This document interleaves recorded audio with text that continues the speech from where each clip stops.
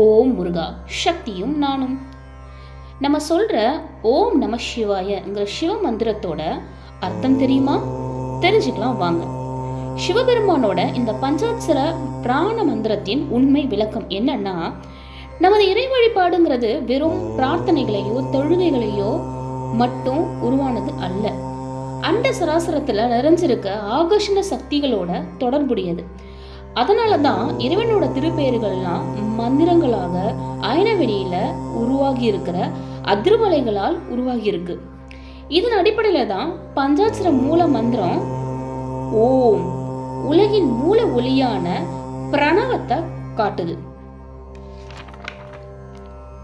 C சீங்கிறது சிவபெருமானையும், வா வாங்கிறது அம்பாளையும், யா மனிதர்களான ஜீவராசிகளையும், நம்மை பற்றிருக்க மாயை, ஆணவம், கர்மம் போன்ற 3 தீவினைகளையும் காட்டுது.